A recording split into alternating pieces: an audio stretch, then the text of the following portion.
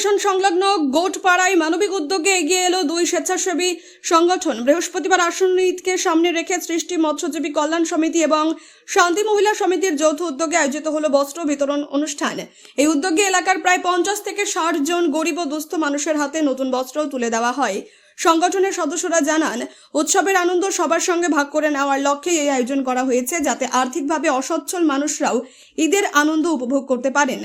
এদিনের অনুষ্ঠানে উপস্থিত ছিলেন দুই সংগঠনের সদস্য ও স্থানীয় মহিলারা। তাদের সক্রিয় অংশগ্রহণে সুন্দরভাবে সম্পন্ন হয় এই সামাজিক উদ্যোগ। এলাকাবাসীর পক্ষ থেকে এই মানবিক প্রচেষ্টাকে সাধুবাদ জানানো হয়েছে। কর্মসূচি ছিল ঈদ উপলক্ষে কিছু গরিব দুস্থ মানুষদের জন্য বস্ত্র বিতরণ। একটু জোরে। এসটি ওবিসি হ্যান্ডিক্যাপ প্রতিবন্ধী তাদের দেওয়াই আমাদের মূল লক্ষ্য, তাদের পাশে দাঁড়ানোই হচ্ছে আমাদের প্রধান লক্ষ্য।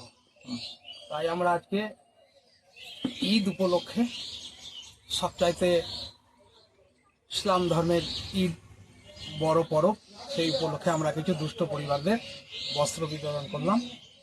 তাদের সুবিধা অসুবিধার কথা কিছু জানলাম।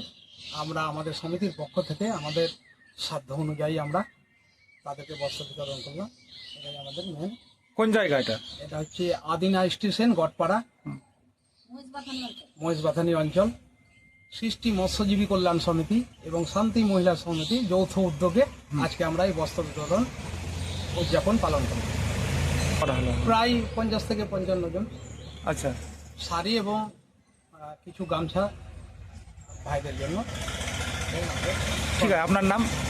সৌম্যচরণ দাস, সৃষ্টি মৎস্যজীবী কল্যাণ সমিতি।